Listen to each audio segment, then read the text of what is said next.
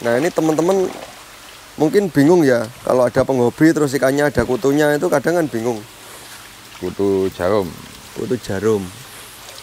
Jadi memang harus dibius dulu. Terus ikannya. nyabutnya gimana? Ini mumpung ada pompa yang unik ini, Aqua Dream. Jadi kalau matikan tinggal pencet ini. Cetik, gini, nanti airnya mati. Ini bisa disetel. Untuk semburan besar kecilnya sama wattnya bisa disetel. Nah kalau gini kan kita enak lihatnya.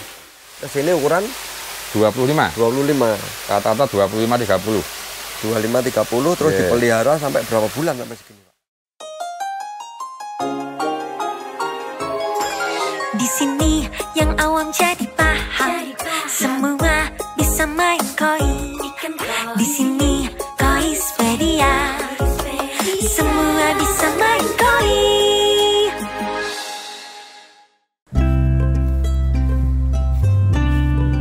Apa kabar sahabat Koispedia yang awam jadi paham?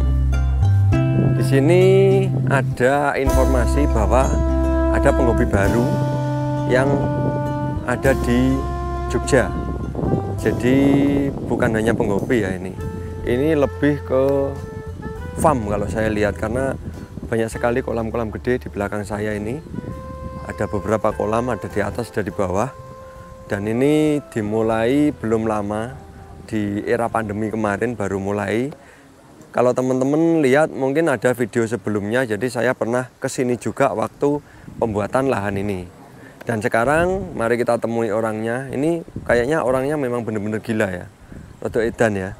Jadi nanti kita ketemu sama orangnya, kita bincang-bincang sebentar seperti apa ceritanya sehingga bisa menjadi seperti ini. Yuk, jangan kemana-mana, ikuti terus videonya.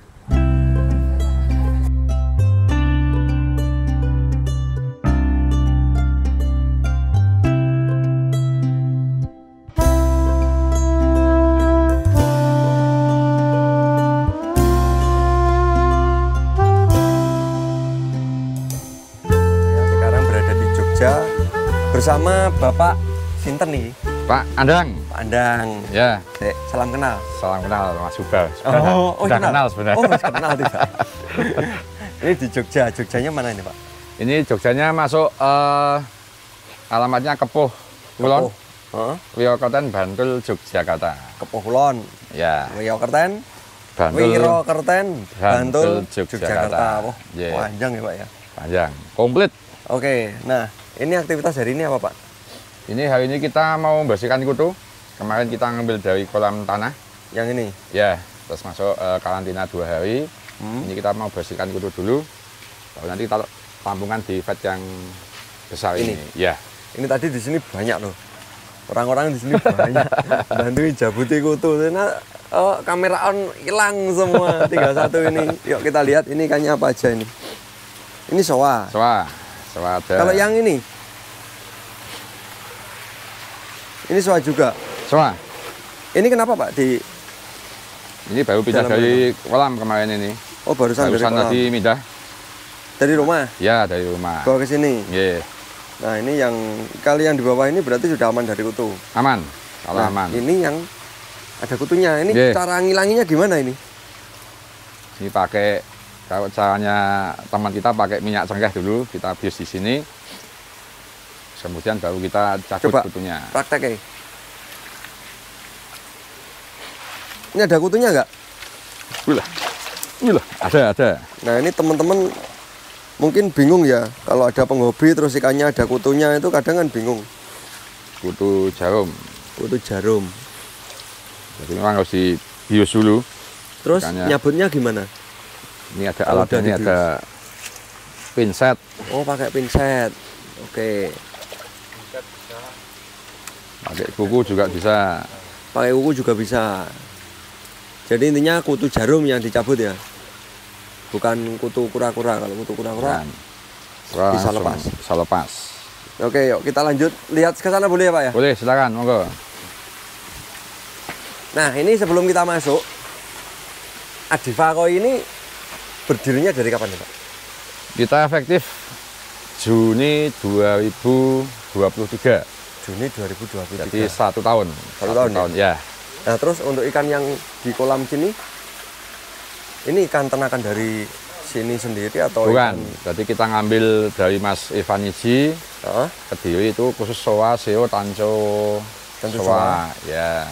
Terus ada yang dari Mas Mugi Blitar itu koromo itu ada. Koromo. Oh, Mugi ternak koromo ya? Betul sekali. Oke, koromo. Terus kemarin ada yang dari Kohaku, yang dari Sakakoi juga ada. Kakakoi sudah ternak? Sudah ada. Oh, sudah ada. Ternakan Sakakoi, Kohaku. Masuk ke sini juga? Iya. Jadi kecil masuk terus dibesarkan gitu? Rata-rata masuk kita di angka 25. 25 senti. Ya.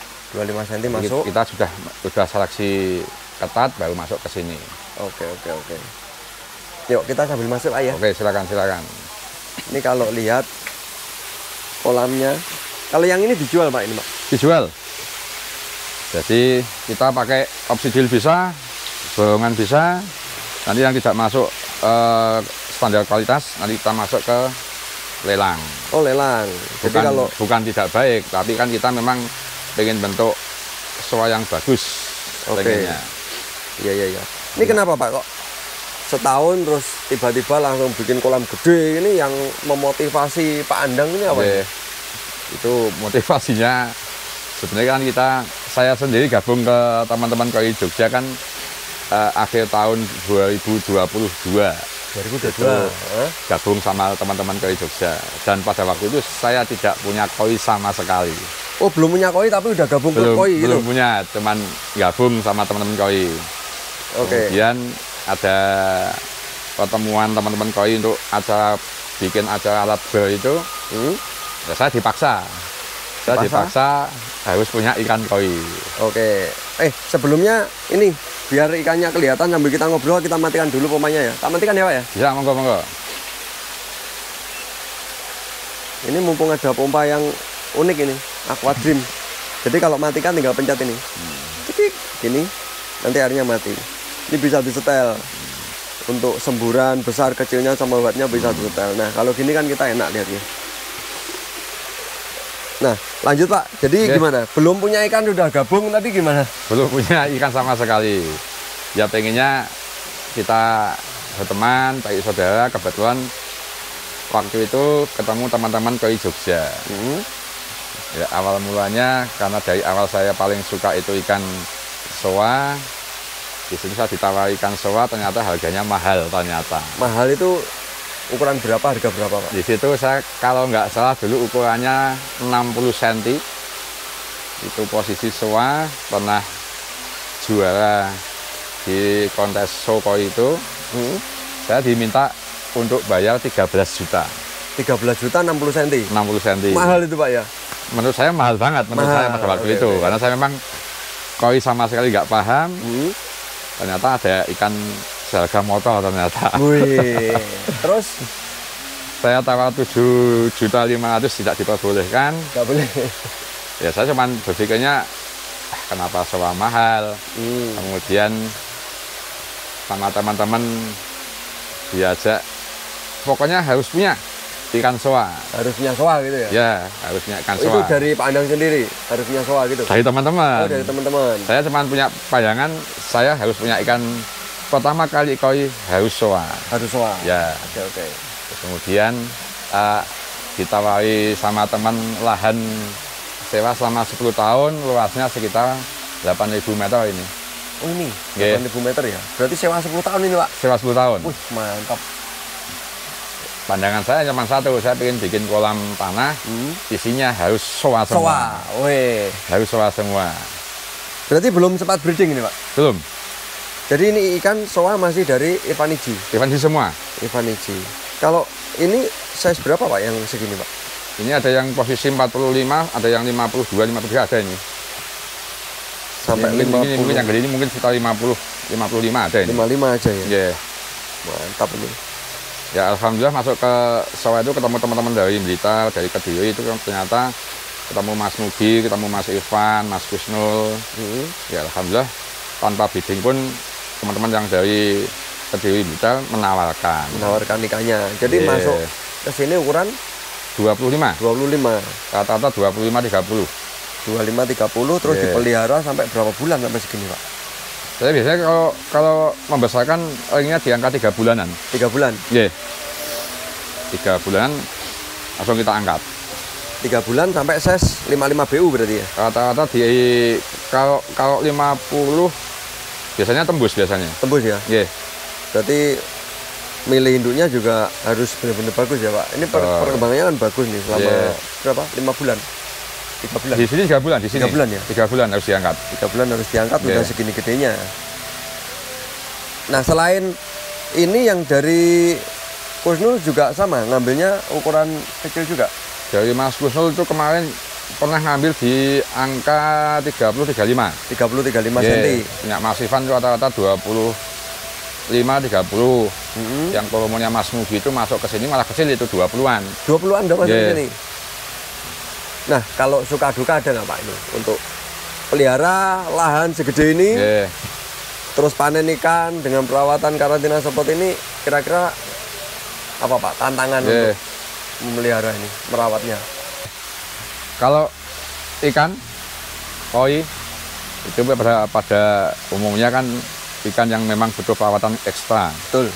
Jadi ngangkat ikan dari kolam atau kita beli dari orang lain, kemudian kita di rumah punya kolam, punya ada ikan yang posisi sudah lama di situ, memang harus pakai karantina. Harus ya? Jadi setelah garis besarnya, kalau saya khususnya di kolam sini, itu satu ada penyakit kutu. Itu pasti ada. Oh gitu. Terus kita siasatinya setiap kali panen kita gamping.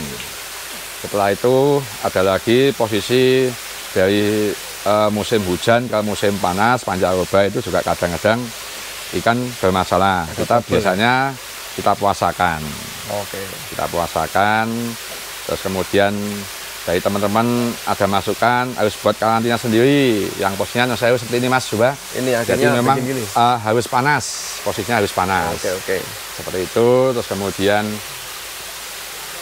persediaan obat harus komplit. Harus komplit? Ya, seperti itu. Jadi semua disiapkan dulu gitu ya? Disiapkan dulu. Kebetulan saya alhamdulillah punya teman-teman kau itu banyak yang membantu. Kalau saya sudah cerita A sampai Z, jelas tidak paham. Pokoknya radong tapi punya ini loh lahan segini besarnya.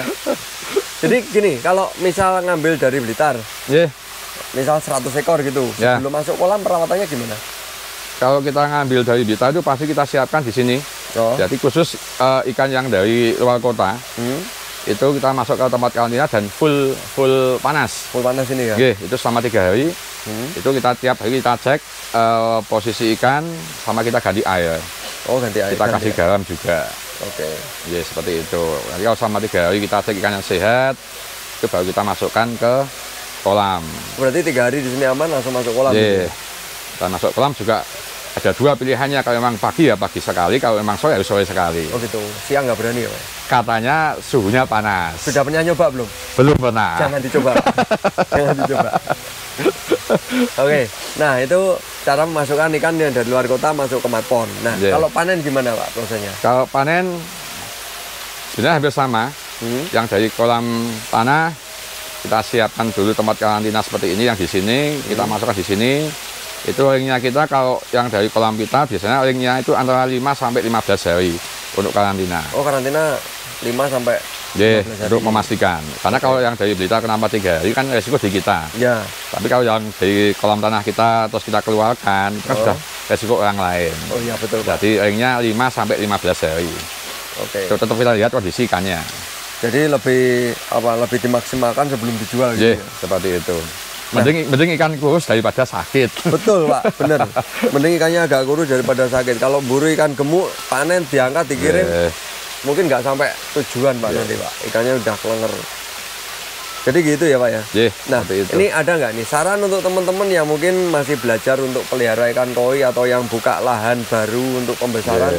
Gimana Pak? Mohon masukannya Pak. Kalau saya pribadi, yang bisa saya sarankan untuk teman-teman untuk yang membuka lahan khusus untuk kolam tanah, harus buat tempat untuk karantina sendiri, harus buat vet untuk pengecekan ikan, kemudian kolam tanah juga harus pakai terpal, harus sesuai pam 24 jam, seperti itu. Kolam harus standar dulu ya? Harus standar dulu seperti itu. Jadi jangan nanggung itu berarti Pak ya? Kalau nanggung sebenarnya malah bikin pusing.